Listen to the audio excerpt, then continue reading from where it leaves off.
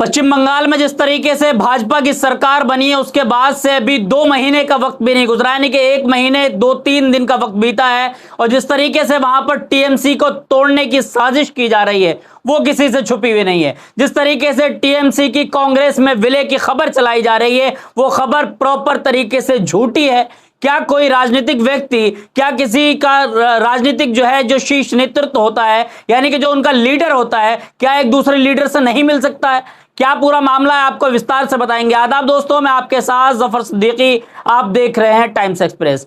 साथियों, जिस तरीके से लगातार हम आपको हमारे सहयोगी जिस तरीके से लगातार आपको दिखा रहे हैं कि क्या कुछ चल रहा है, टीएमसी कांग्रेस की जो मुलाकात है कहीं ना कहीं उसने तमाम राजनीतिक गलियारों में वो तेजी से हलचल मचा दी है। और जिस तरीके से मैं ये डंके की चोट पर कह सकता हूं कि किसी भी तरीके से कुछ भी हो जाए, ये विधायकों की जो एक बड़ी लिस्ट बताई जा रही है, यानी कि 20 विधायक की, ये 20 वो विधायक हैं जिनको लेकर ये अटकलें बनाई जा रही है कि दूसरा गुट बन जाएगा।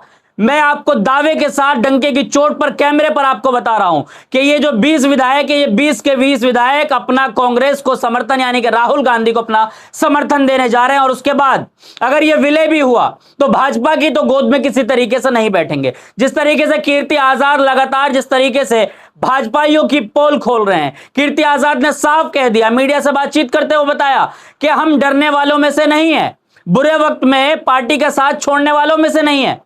जो खबरें हैं वो आपको बताने जा रहा हूं। कीर्ति आजाद ये सांसद है टीएमसी के, कीर्ति आजाद ने साफ लफ्जों में कह दिया है कि किसी भी तरीके से भाजपा के सामने सरेंडर नहीं करेंगे। देश के प्रधानमंत्री मोदी जिस प्लानिंग के साथ, जिस तरीके से अभी मैं बताऊं, जैसे मैंने पहले भी कहा है कि बंगाल का चुनाव लड़ा नहीं गया, बंगाल के चुनाव को लूटा गया है। मैं इसलिए कह रहा हूं क्योंकि जिस तरीके से सुप्रीम कोर्ट ने माना कि 27,000 वोटों में गड़बड़ी हुई है, तो आखिर उसका जिम्मेदार कौन है? सवाल यह भी है कि भाजपा जब सरकार में है, जब भाजपा के तमाम नेता ये दावे करते हैं, तमाम इलेक्शन कमीशन ऑफ इंडिया ये दावे करता है कि निष्पक्ष चुनाव होते हैं, तो आखिर वो निष्पक्ष चुनाव कहां है? सवाल यह भी है। कीर्ति आजाद साफ लफ्जों में कह रहे हैं कि हमारे नेताओं को, टीएमसी के नेताओं को डराया धमकाया जा रहा है। मैं कह सकता हूं कि बंदूक के नोक पर लोगों को धमकाया जा रहा है। यह कहा जा रहा है कि पार्टी छोड़कर इधर आ जाओ, यानी कि भाजपा की वॉशिंग मशीन में आ जाओ, लेकिन जो लोग जाने वाले होंगे वो जाएंगे। कीर्ति आजाद ने साफ कर दिया है कि हम किसी तरीके से डरने वालों में से नहीं है। और हां, एक दावा और किया है कीर्ति आजाद ने, यह कहा है कि विधायक जो नहीं डर रहे हैं उन लोगों को 10 से लेकर 5 करोड़ रुपए तक में खरीदा जा रहा है। अब आप सोचिए कि ये तस्वीर ठीक वही है जिस तरीके से महाराष्ट्र के अंदर विधायकों को खरीदा जाता है, रातों रात लोगों को होटलों में नजरबंद किया जाता है। तो क्या देश का लोकतंत्र अब इसी स्थिति में बचा है कि देश के अंदर चुनाव पर लाखों करोड़ों रुपए खर्च किया जाए, देश की जनता का मूर्ख बनाया जाए, और उसके बाद भाई कहना वही है ना कि जिसकी लाठी उसकी भैंस। तो इससे साफ पता चल रहा है कि आज के वक्त में भाजपा ये चाह रही है कि पूरे देश के अंदर 1 नेशन 1 इलेक्शन हो जाए, यानी कि एक प्रधानमंत्री, एक राजनीतिक दल और सभी दल खत्म हो जाए। लेकिन ऐसा नहीं होगा। भारत का जो संविधान है, भारत का जो आर्टिकल है, भारत का जो कॉन्स्टिट्यूशन है, यानी कि जिसके अधीन हम नहीं जा सकते हैं, भारत का संविधान ये इजाजत देता है कि कोई भी चुनाव लड़ सकता है, कोई भी पार्टी अपनी वो वजूद में आ सकती है, वो जनता के लिए काम करके काम कर सकती है। लेकिन जिस तरीके से जो विलय की खबरें चलाई जा रही है, इस पर अभी तक कोई आधिकारिक तौर पर बयान नहीं आया। जबकि इसी बीच टीएमसी के महासचिव, राष्ट्रीय महासचिव ममता बनर्जी के भतीजे अभिषेक बनर्जी की राहुल गांधी से मुलाकात हुई। इसी बीच ममता बनर्जी की सोनिया गांधी से मुलाकात हुई। लेकिन इस मुलाकात में कोई आधिकारिक तौर पर कोई ऐसा बयान नहीं हुआ है, कोई ऐसा बयान नहीं आया है जो टीएमसी के विलय होने की खबर यहां दिख जाए। लेकिन मैं समझता हूं कि टीएमसी की विलय अगर कांग्रेस में होती भी है, लेकिन भाजपा के साथ तो नहीं जाएगी। और शिरोनी घोष को लेकर जिस तरीके से कहा जा रहा है कि 20 विधायकों की एक लिस्ट बनाई गई है जिसमें सिग्नेचर किए गए हैं, सिग्नेचर में शिरोनी घोष यानी कि एक ऐसी तेज तर्रार नेता, तेज तर्रार विधायक है, उनका जिक्र किया जा रहा है। लेकिन ऐसा भी है कि उनकी तरफ से भी कोई ऐसा आधिकारिक बयान नहीं आया है। तो मैं समझता हूं कि झूठ फैलाया जा रहा है, भाजपा बरगलाने की कोशिश कर रही है। इनका आईटी सेल ये सोच रहा है कि जिस तरीके से हमने और कई राज्यों में चुनाव को प्रभावित किया है, इसी तरीके से हम बंगाल की पूरी राजनीति में से टीएमसी का नाम होना शान खत्म कर दे।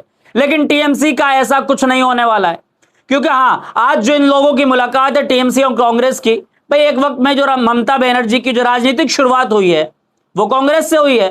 कांग्रेस से राजनीतिक शुरुआत हुई, ममता बनर्जी कांग्रेस की यूथ की लीडर रही, उसके बाद मैन बॉडी की लीडर रही, उसके बाद ममता बनर्जी ने वहां से कुछ मतभेद को लेकर अपनी पार्टी अलग बनाई, तृणमूल कांग्रेस की उन्होंने जो शुरुआत करी और उसके बाद से लगातार जिस तरीके से वहां पर सरकार में रही। लेकिन ये जो 20 विधायकों का मामला चल रहा है, कहीं ना कहीं इसके आड़ में जो कुछ छुपाने की कोशिश की जा रही है, जिस तरीके से भाजपा बरगलाने की कोशिश कर रही है, वो सब कुछ ठीक नहीं है।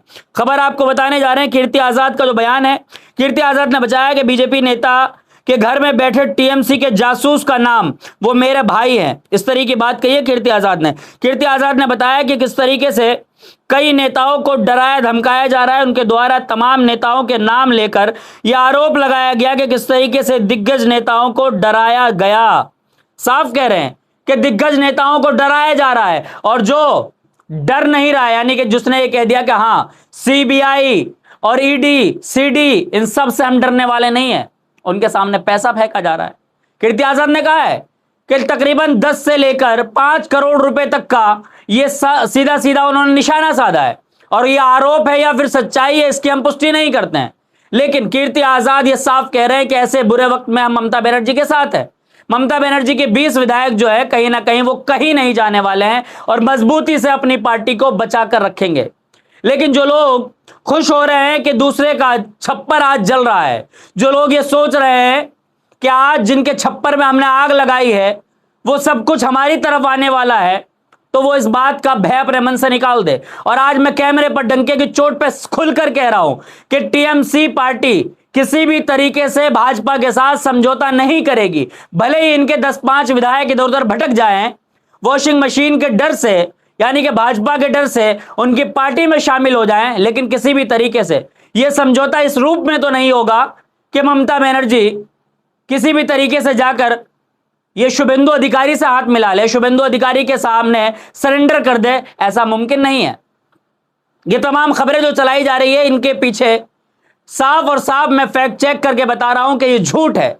ये खबरें जो विलय की खबरें हैं, देखिए विलय हो सकता है, लेकिन विलय की खबरों पर हम ये कह सकते हैं कि अभी तक कोई आधिकारिक रूप से बयान नहीं आया है। किसी भी तरीके से ना ममता बनर्जी की तरफ से ऐलान किया गया है, ना ही तो कोई अभिषेक बनर्जी की तरफ से ऐलान किया गया है, ना ही राहुल गांधी की तरफ से ऐलान किया गया है, ना ही कांग्रेस की तरफ से ऐलान किया गया है। यानी कि ऑफिशियल स्टेटमेंट नहीं आया कि किसका विलय कहां होगा, नहीं होगा। लेकिन भाजपा के जो लोग खुश हो रहे हैं, भाजपा का खुश होना उनके लिए मैं साफ उनके लिए बुरी खबर बता देता हूं कि जो कुछ आप खबरें चला रहे हैं, यानी कि जो प्रधानमंत्री मोदी की चाटुकारिता कर रहे हैं, जो लोग बिकी हुई मीडिया का काम कर रहे हैं, उन तमाम लोगों के मुंह पर तमाचा है। और हमारी इस वीडियो को आप सेव कर लीजिएगा कि किसी भी तरीके से टीएमसी और कांग्रेस का विलय भी हो जाता है तो भी ये किसी भी तरीके से सरेंडर नहीं करेंगे। इसी बीच जो बड़ी खबरें निकल कर आ रही है कि जिस तरीके से चंद्रबाबू नायडू ने दिल्ली का रास्ता अपनाया है, दिल्ली के रास्ते जब चंद्रबाबू नायडू पहुंचते हैं तो प्रधानमंत्री मोदी की गद्दी हिल जाती है। उनको लगता है कि ऐसा तो नहीं है कि ये अपनी सीटें वापस लेने आ गए हैं, ये अपना समर्थन अगर वापस लेने आ गए तो जो बड़ी बैसाखी अगर ये हट गई तो हम तो तलमलाकर गिर जाएंगे। तो सवाल यही है कि ममता बनर्जी के जितने भी विधायक हैं, भले ही वो इस वक्त एक गुट बनाए बैठे हों, लेकिन किसी भी तरीके से वो भाजपा के सामने सरेंडर नहीं करेंगे। शेओनी घोष जिन्होंने एक गाना गाया था अभी पिछले दिनों, आपने सुना होगा चुनाव में, कि मेरी आंखों में मदीना है दिल में काबा है, आजकल उनका स्टेटमेंट कहीं ना कहीं जो है वो रुका हुआ नजर आ रहा है। शेओनी घोष भी जो है कहीं ना कहीं अभी तो चुप नजर आ रही है, लेकिन ये तो हमारी तरफ से साफ है, हम अपनी चैनल की तरफ से भी इस बात को कह सकते हैं कि किसी भी तरीके से भाजपा के साथ समझौता नहीं किया जाएगा। ये पश्चिम बंगाल है, बिहार नहीं है कि बिहार के अंदर जिस तरीके से, महाराष्ट्र के अंदर जिस तरीके से आपने चुनाव को प्रभावित किया, जिस तरीके से वहां के विधायकों को तोड़ा, विधायकों को तोड़कर जो है होटलों में जो है किडनैप कर दिया जाता है, ये बंगाल है। बंगाल के लोग बहुत सुलझे हुए होते हैं, बंगाल के लोग इतनी आसानी से आयन फायन में फैसला नहीं लेते हैं। तो इस तरह की जो भी खबरें रहती है लगातार हम आपको अपडेट्स देते रहते हैं, लेकिन आपकी जिम्मेदारी है। तो ऐसे वक्त में जब हम मीडिया का बराबर काम कर रहे हैं, ऐसे लोग, मैं अपनी बात नहीं कर रहा, बहुत सारे ऐसे लोग हैं जो बेबाकी से मुखरता से ऐसे वक्त में बोल रहे हैं, सरकार से सवाल पूछने का काम कर रहे हैं। आपकी जिम्मेदारी है देश की जनता तक हमारी खबरों को पहुंचाना, और हमारे चैनल पर अपनी राय जरूर दें, चाहे आप हमारी बात से सहमत हैं, और अगर हम कुछ कमियां छोड़ देते हैं तो आप उस कमियों को पूरी करने के लिए हमें राय जरूर दें, ताकि हम जिम्मेदारी से अपना काम करते रहें। आप क्या कुछ सोचते हैं कि मैडम राय जरूर दें। फिर मैं इस वीडियो के साथ देखते रहिए टाइम्स एक्सप्रेस।